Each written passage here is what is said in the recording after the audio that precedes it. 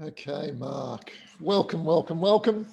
I'm giggling because we were just in a hilarious conversation about masks and everything else political in the US at the moment, but we might shift from that conversation just for a few minutes. We might come back there.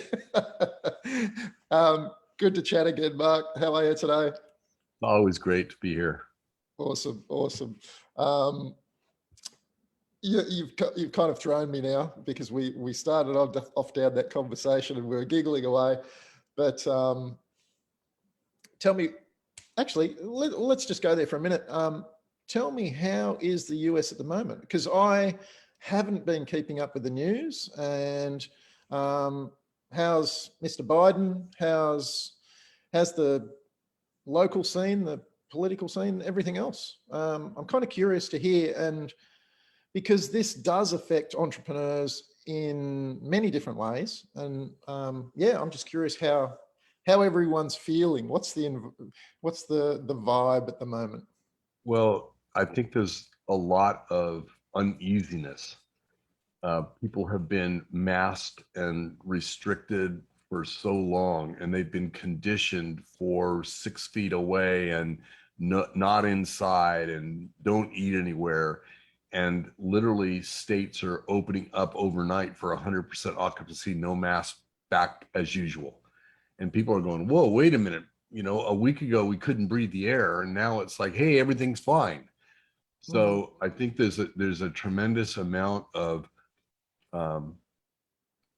doubt, maybe skepticism about what's really going on. And yet at the same time, the infection rates and the hospitalizations and the numbers of deaths have dropped dramatically. Texas just reported today the first week of no COVID deaths in a year. So that's huge. Right. Yeah, it's great to hear. But Texas is fairly open though, isn't it? Well, this is really interesting because the southern border, they've had 200,000 people come in that have been unchecked, of which a significant number of them are carrying COVID. So you've got this completely unrestricted flow of individuals. There's no quarantine, there's no masking, there's no anything. And the state has been completely open for a number of weeks, and yet they have no deaths and no rise at all. So it flies directly in the face of the fear of this thing exploding. So I don't know whether it has to do with the temperature or the time of the year or just what it is, but it's interesting. It's like more weirdness. Yeah, I mean, it seems that a lot of the stats are all over the place. Like it's so confusing. Nothing really adds up, and nothing. Pay no attention to the man behind the curtain. It's very odd. Like, I think I was talking to a colleague a couple of weeks ago, and we were talking about Brazil. We've got people we know over there, and Brazil is completely out of control. And as is India. You would believe, and that was hearing it from the horse's mouth, so someone that was on the ground there, and you would believe the same thing about India. But I did hear somewhere just the other day that for the India thing, they've been replaying the same clip that was played back in March last year or April last year. So there's so many different confusing things, and media these days is always trying to hype it up to get another click, that you actually don't know what to believe. Well, it was just announced today, AT&T that owns Time Warner, which owns CNN and TMC and a number of the other channels, is spinning them all off to the Discovery Channel. So Discovery is buying CNN and all the media things because their ad revenues and everything are tanking now that the election is out of the way and COVID is dying. It's like nobody wants to listen to them. And they're laying off all kinds of people, and it's creating all kinds of turbulence. Dare I ask the question, when are we going to get back to real journalism? Instead of red and blue journalism, and it's the same here. You hear one side from one station, a different side from another station, and it's kind of sickening, really. But I'm very pragmatic about this. I sit back and as a neutral observer watching this literal train wreck that's happening in front of us. And what it comes down to, whatever side you're on, whether it's blue or red, they need a villain to Yeah, vilify. yeah. So you It's get the same mark. story from both sides. You just get the villain on both sides. Yeah, it's a classic marketing. We're always playing off the villain, the good guy, the bad cop.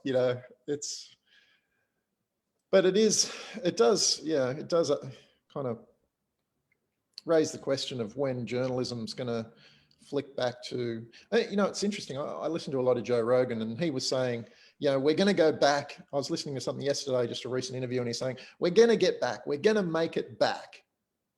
We're going to make it back to the good old days kind of thing is what he was implying. And it's like, but the thing is, there was no good old days anyway. It's like there's always been a leaning one way. And like, well, when I was a kid, I was just a little kid, long before you were born. There used to be this man, Walter Cronkite, and everybody believed him. And it literally did. The news waves and the airwaves, when there was 3 channels, ABC, NBC, and CBS, they had fair reporting statutes. And the government viewed the broadcasters as essentially monopolies. And so therefore, they were concerned about bias that was being presented. So if they presented for one candidate or one position, they had to provide equal time for the opposite side on the airway at no cost. Yep. So that went by the wayside in 1983. And it was completely removed by 2006. And if you look at the rise of cable during that period of time, that's when CNN came on board. That's when Fox News came on board. That's when all these guys came on board, because now they could take a position and didn't have to report a bias, a counter, argument from the opposing view. Is there a network that does that? Like, is there a clean network? I don't know. I don't know if you can, or even a cable channel, or an odd, personality, or someone out there that's fighting the good fight in a non-biased way. It'd be interesting to do a bit of homework on that one. I do know that Joe Rogan mentions a guy, and I can't think of his name right now, but he mentions there's a guy that he sees as fairly unbiased that he listens to, which is interesting. But it's the name Tim. I think that's an opportunity in the market. Maybe, I don't know. I mean, I've, for years, probably 25 years, I've really never paid attention to television except when I'm in a hotel. And obviously this last year there were no hotels. Obviously there was a lot going on this last year between COVID and the election and all the surrounding nonsense around that. Yeah. So, and working at home, I needed to upgrade my bandwidth at home to be able to work from home, as well as, brave the hostile, infectious world to come to work, in my office. So I upgraded the bandwidth, and with that came television. And I don't think that was a good thing overall. Probably not. Probably not. I was going to ask, I haven't put a mask on here. We did have a period a couple of weeks ago where we were meant to wear masks for, I think it was 2 weeks or 10 days. I just didn't go out. I did still go out, but I didn't go into any shops. I was refused entry to a couple of places. But so I haven't put on a mask. Is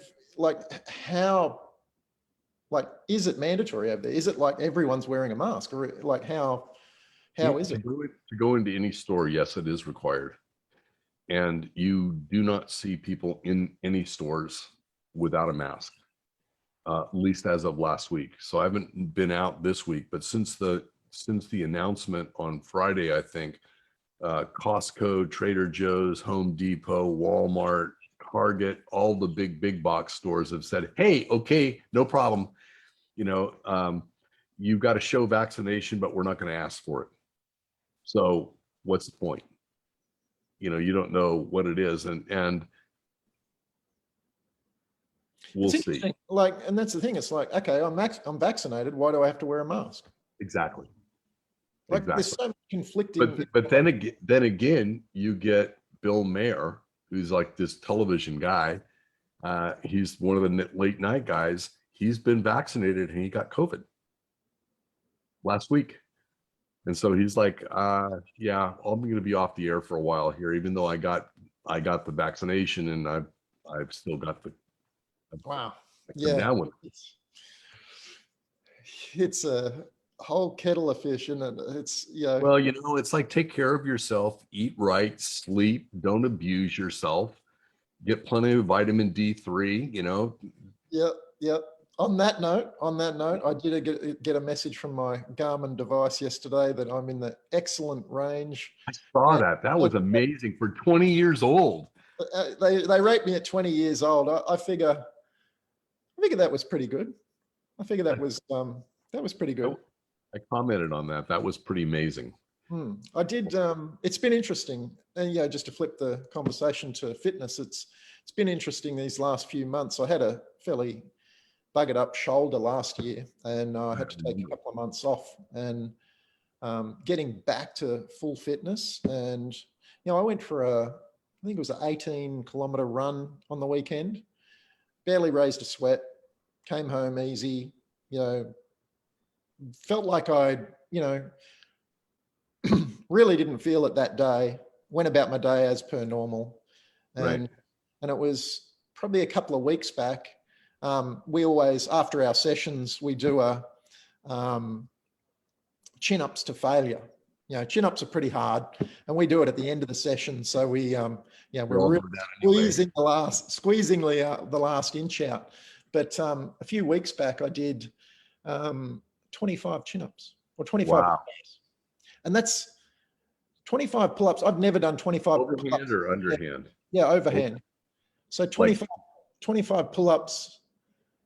I've never done that in my life, let alone. That's amazing. On a bad shoulder, especially. Let alone at 50. Yeah. So I do feel 20. So Garmin must have been right. That's fantastic. Just enjoy it while you can. Yeah, and that's it. I think that's part of it. I really am enjoying it, and it's become, well, it always has been a daily thing for me, but it's even more so now. Just really making it a daily, part of the lifestyle. Part of the enjoyment of just having a good time. Makes it easier. I think it's essential for clear thinking. Just having good circulation and good flow within your body makes you think better. Yeah, I mean, it's always funny. Like, people are constantly coming across these new ways of doing things, whether it be breathing or ice baths or whatever it might be. And I've been doing this stuff for years and years and years, and I've been pretty sure I learned to meditate around the age of 12, 13. I read a book on it and started doing it for a little bit. Now, I gave it away for years, but came back to it. But it's funny when I see people, going into like ice baths, like it's this new thing, and they're raving about it on Facebook. It's like, no, that's been around for a little while. But it's all cumulative. You've got to do a little bit of everything. I support the local recovery center here. They've got brilliant, hot and cold pools and saunas and, massage gear and that sort of stuff. It's great to, duck down there a few times a week. It's always, you've got to look after yourself, because it does get away from you pretty easily. I know you've been walking a lot, and, how are you feeling for it? It's amazing. Since I started this at the beginning of COVID, I'm down about 22 kilos. Oh, beautiful. And, the other day I was coming back from the store and I bought gallons of water at the store, and I'm bringing 4 gallons of water in the house, and it's only about 15 kilos with 4 gallons. And I'm like, wow, I can't believe I was carrying around almost twice this. Isn't it? Yeah. Isn't it amazing? Staggering. It's staggering when you actually lift the weight that you're carrying. Yeah. Hats off to you, Mark. That's an awesome effort. Because it mustn't be easy to reverse that, because it's a very gradual thing that happens over time. Like it's got to be a mental shift to go, okay, I've got to just keep progressing at that. It hasn't been for me. It's been more of, once I get into a routine, it becomes part of my flow, part of my routine. Yep. And You change your lifestyle versus trying to fit into some diet or something. right. And it just becomes part of what you do. But I am noticing that carrying extra weight for years, like so many of us have, it's taken its toll on my joints. Even though I take glucosamine and all the, joint things to help that along, you can just feel that they've been stressed for a long time. Yeah. Well, it's like a gears, you're just grinding that metal, those bearings for, years with hardly any lubrication. Yeah. And when you think, those 4 gallons of water, like it's a lot extra. That's a lot of extra punishment on the body. Mm-hmm. I often walk, there's a hill right here where I live, and I often walk up and down the hill with a weight vest. And that's, I think it's about 13 or 14 kilos at the moment. I've just got a new one. And it's a lot just to, just to throw that over. If you're not used to carrying it all the time and you put that sort of weight on you, it's a hell of a workout. So I'm curious, maybe you can answer this question. In English measurement, it's a pint a pound. So in a liter, is it a kilo per liter? Because a liter is about twice. Yeah. Liters a kilo. A liter is a kilo. Yeah. Yeah. So you get your little 1 liter milk, 1 Right. kilo. Right. Yeah. Perfect. That's good to know. Yeah. Much simpler. Yeah. I've never understood the whole 12 thing with the inches and the feet. Came from England. Right. Yeah, I don't know. No idea about that. The measurements came from body measurements, like a Yeah. foot with a foot, and an inch was the measurement of your finger knuckle. Yep. It's like, I always thought, it's like, I want to put this design 3 fingers down. And I like, is that like 3 sausage fingers or 3 pencil fingers? Yep. Don't get it wrong. Yeah, it's interesting. That's always funny when I talk to Americans and they say, oh yeah, but it's way easier. And it's like, how can it be easier to divide by 12 than dividing by 10? Yeah. Well, it's not even 12. What happens when you get into 16ths and 8ths? I know. It's like, it gets crazy. Is that 3? What's more, 3/8 or 5/32? You got to do all this. I have no idea in your head. I don't want to know. Oh gosh.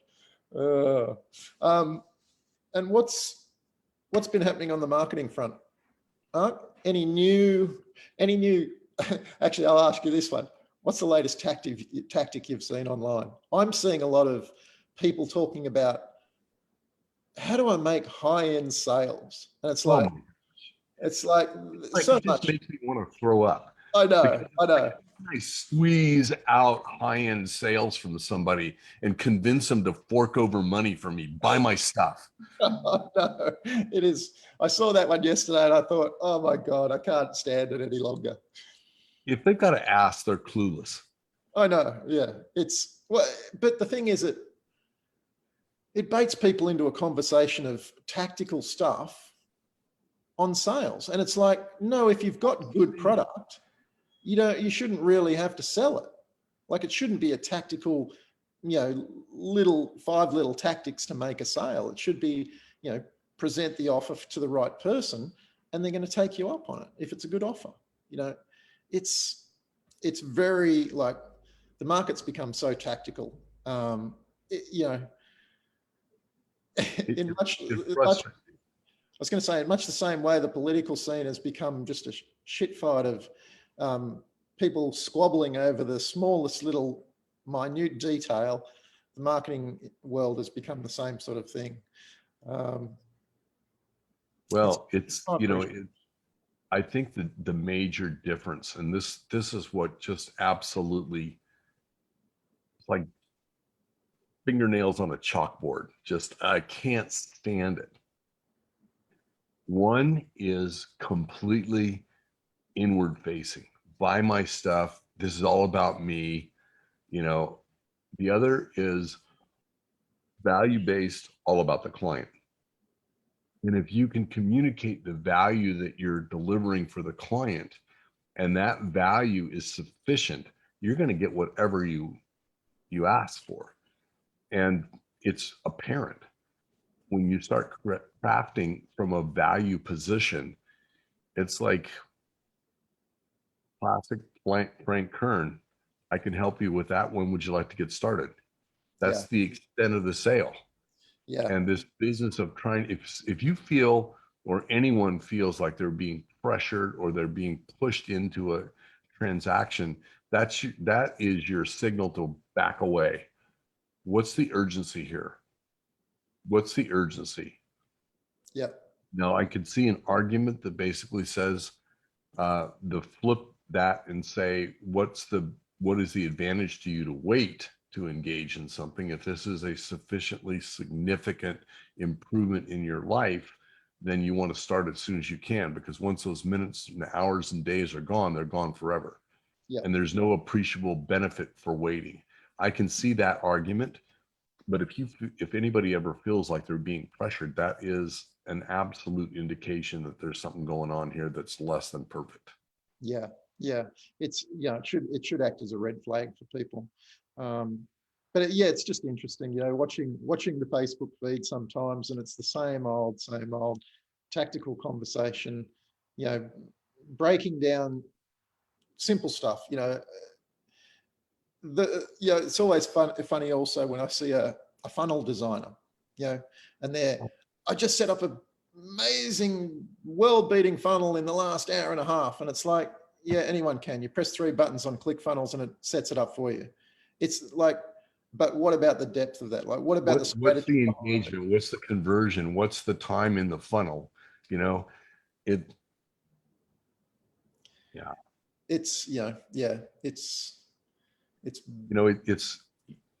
being involved in marketing and sales for years.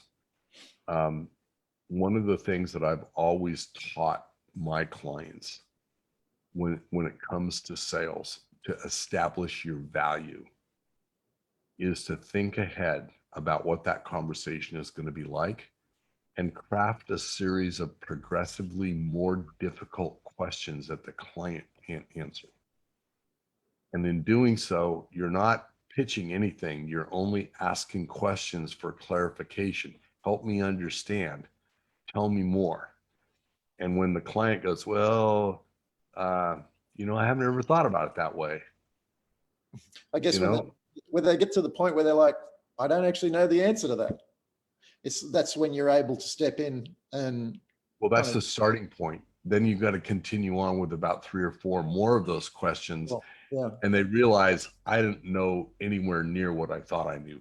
Now, this always presupposes that you are actually an expert in your area and that you actually know what you're doing, and that you're not just trying to, you know, push somebody as a tactic. Actually being able to answer the questions yourself and explain it to them. It's very interesting, very interesting. So yeah, it's just going back to that, the whole mask conversation. When do you think we'll get back to international travel? I don't know if it's allowed over there. We actually aren't allowed out of the country, and expats that are overseas are having a tough time getting back. I don't know. I don't know. And I don't know how the airlines are making it unless they're just flying freight. Is that what they're doing to stay alive? No, they're charging like business class flights to get people home. It's incredible. Like people are being robbed just to get back in the country. It's crazy. Absolutely crazy. I can understand from the, you know, airlines standpoint that they're not flying full flights, or they're, you know, spacing people out. Those airplanes are not inexpensive to fly. And I was going to say, is this happening in your area as well? What we're finding in pretty much every area of Australia is rental rates have come right down. So there's almost no rentals and properties going through the roof. It's like Oh, everyone's being brought back home, but no one can go anywhere. So there's no people traveling. There's no people doing any of that. Everyone's coming back home to roost, and there's no property left. It's really interesting. so here in my area, the property has just exploded. My home has increased 200,000 US in the last 3 months. I looked at it on Zillow and I thought, this is ridiculous. This is just absolutely ridiculous. And that's the low end of the value of the home. It's another, the range was another 200,000. So it was between this and this. And this is crazy. And Wow. houses are lasting 1 and 2 days on the market. They're getting multiple offers. They're all cash. Part of the problem is that the investment hedge funds are taking money out of the stock market and are putting it into property, and they're flipping the properties, and they're buying the properties with no due diligence, no inspections, no anything, all cash as is, above the asking price. So anybody that's really hoping to live in a home is having a difficult time, unless you're moving from a really expensive area like San Francisco or certain parts of LA. You know, they're going to sell the house down there at a premium price, and then they're going to move into an area that is lower price than the Bay Area, for instance. Yeah. So Wow. some place that would be $2 million in the Bay Area might be $1.5 million here. Yeah, it's So interesting. I know in the local area here, property prices are going up, but yeah, just the rental, it's quite interesting. You know, difficult to find a place to rent. You know, big lineups for that sort of thing. And yeah, I was just curious, wondering if it's the fact that no one can actually get out of the country, but everyone's being pushed back into the country. You know, I think it's 6,000 people a week are coming back into the country, but no one can go anywhere. So it's a very interesting problem that's happening. I guess because of COVID. You know, like there's no other reason for it. I don't know what the percentage of people that, you know, are in active transition in travel around the world. I know that the Canadian border is still closed. The Mexican border is wide open, even though they say it's not. Is that funny? Canadians can't come, but let's just open the borders to the Mexicans. And nothing against Mexicans, like beautiful, but it's so interesting how the rules are. But it's interesting too, is that they're finding that it's South Africans, it's, you know, people from Asia, it's people all over the world are coming in, and they're paying for flights to Mexico, and then they're coming from Mexico in through the border. Wow. So it's not a good scene. Wow. Not a good scene at all.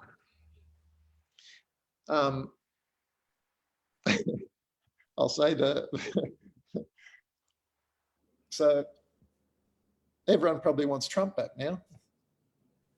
I don't know. I think they're in a really dilemma, because who is the next person that could actually take it to the next level?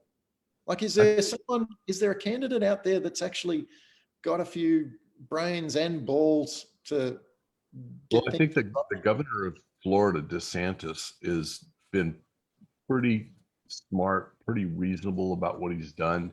He's stood up. He's stood his ground against the pushback, and he's got the results to back up his actions. So, you know, I mean, he's the only one that I've really seen that has really got any kind of backing behind him, any kind of positioning. But I don't really follow it all that much, so I don't know. Yeah. It's always an interesting one. It's kind of like here. I don't follow the politics here too much either. It's um, at the end of the day, you're responsible for your own life, and the government's not coming to save you, so you may as well carry on and do your best. You know, it's really interesting right now as the economy is opening up. There is a huge pent up demand for everything, Right. and there's tremendous supply shortages. There's thousands and thousands and thousands of cars that have been completely assembled, but they can't ship them because they're missing chips that go in the cars because of the semiconductor shortage. So some of the factories have completely shut down waiting for the chips to come in. Other ones like Ford continue to manufacture, but they've got thousands of vehicles that are completed, ready to go, except that they've got to be shipped to be able to drive them and move them and do all those kinds of things. I heard last week that there's 8 million open jobs that nobody can fill. And at the lower end of the job spectrum, which is, you know, the entry level jobs, labor, that kind of thing, it's nobody wants to work. They're making more money on unemployment than they are for their job position. So why would we even want to think about coming back to work when we're making more money just enjoying our life here? Paid to stay home. It's a good way to be. It is. And what's happening now is that many states are sending the money to the federal government back and not taking it. So they're not taking the additional unemployment money because it's hurting the economy in their states. Texas just said today that they're not going to be paying unemployment benefits at the premium level beyond June 1st. So it's only 2 weeks away, not even 2 weeks away. And all these people are going, okay, now what do? I got to actually go to work. And I'm seeing it in my community, even with my own employees going, can we still continue to remote work? Last week it was really one of the first full days where we had a full load of work. And it was like, I am so exhausted. I could barely get through the day. And I'm like, I guess it must have been nice to be off for a year because I haven't experienced that. It's interesting. Yeah. Our that disability, or not disability, the kind of COVID payment stopped here a while ago, a few months back. And I'm not sure if they're running at some sort of it for some areas or some people, but yeah, I know that like anything available to me as an entrepreneur was stopped a few months back. So it's like, oh, whatever, carry on. It's, you know, it's kind of been business as normal, really. What I did notice is that most businesses, the majority of businesses that I've spoken to and everything and hear about have had an extraordinary year. And it's interesting when you hear, oh, the economy's failing, but everyone's having these stellar years. Like lots of businesses have actually come through this really well. And it's really interesting to hear the two sides of the story there. I think for the, you know, probably the hospitality industry probably got hit really hard, but there are other areas of the, like other industries that have just absolutely crushed it during COVID. So even the hospitality industry, the companies, the businesses that pivoted to take out and, you know, online ordering, e-commerce, put an e-commerce scenario in, they cut their staffs by at least 50% and actually became more profitable doing takeout than in store dining. I think also a lot of the hotels, like motels and that sort of thing, some of the larger chains in the middle of Brisbane are now completely rented out or completely, you know, hired out by the government for repatriation flights and that sort of thing. People come in, stay there 2 or 3 weeks, and they're I'm not talking about small little hotels. I'm talking about, You're talking about, yeah, Marriott, Hilton, yeah. Well, very high-end places. Like we're paying for that. So here you're paying for it. The government isn't paying for it. We're paying for it. These Yeah, hotels rented out. but these are productive citizens. The government is doing the same thing here for the people that are coming in illegally across the border. They're paying to put them up. And they're also paying to put the homeless people in hotels. Well, that I And don't then, mind. That I don't mind. If if if they were in this local area, they hired out a couple of hotels and they put the homeless, I'd be okay with that. But like you say, bringing in, you know, immigrants and whatever that are just coming here and then putting them up, now that's a little bit different. I think they need to adjust those rules there. well, it's to their benefit because now that they're trying to remove all of the um, voting identification requirement, anybody can vote without any presentation of um, citizenship or anything like that at all. Really? And oh yeah, and I find that like I don't understand why that can't be fixed. Like it should, like no, they want it that way. oh, I know they want it that way, but you think that us as people would stand up against that and go, hang on a minute, there's too much technology these days. You can track us all day long, but you can't track who votes? Come on. Well, and I look at it this way: you need a license to drive a car. You need a license to be in business. You need registration to buy a gun or any kind of ammunition. You need a license to go frickin' fishing. So it's like, but you don't need a license to vote. You don't need a identification to prove that you're a legal citizen to vote. I know, it's crazy. It's frustrating. Very frustrating. Yeah, I mean, we have to show ID when we vote. Like it's always been that way. As long as I can remember, like from the time I was 18, it's always been the same. Show your license. Any normal country does. Show your license. I don't know any place in the world where you can vote. I mean, in Iraq, when they did Iraq, they made them dip their finger in purple dye. Well, the thing is, prove that they voted. These days, like I know everyone's got our fingerprints. Like every time I've been through the border going into the US for the last 10 years, they've taken your fingerprints. And it's like, why shouldn't it be a fingerprint thing? Oh yeah, that's James, checked off. You know, not even because the old driver's license, that can be forged and all that sort of stuff too. Like it should be a fingerprint. You know, in today's world, it could be a fingerprint, it could be a voice print, it could be a retinal scan. Now, there's so many bio identical. I know.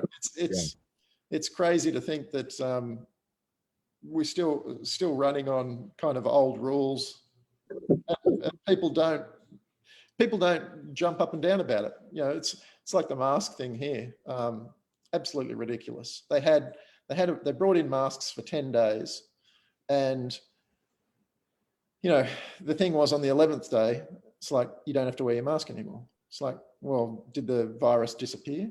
You know, like it's absolutely ridiculous. Yeah. And you know, like we were talking about, I think we were talking about this last week, that the particles from an actual virus are so small that those flimsy masks aren't going to stop anything anyway. It's crazy. The world's gone crazy, Mark. We're lucky because we get to enjoy it in beautiful parts of the world. And it's like, pay no attention. Pay attention to the things that you can control and that you can affect and that you can make a difference around. Exactly. Be responsible for yourself, right? Don't wait for somebody to tell you what to do or how to do it. Be responsible for yourself. Be a good human. These are just fundamental core values. And I guess be a good human means different things to different people. Yeah. I guess that's the tough one. I think we might end on that note and just leave that as a reminder to people to be better. Humans. Yeah. Make a difference. Make a good difference in the world. Yeah. Do good things for good people. Yep. All right, mate. We will leave it there. We'll wrap it up. Thanks for the chat as always. We will catch you all next week. Take it easy, Mark. Have a great day. All right. You too. Bye now. Bye.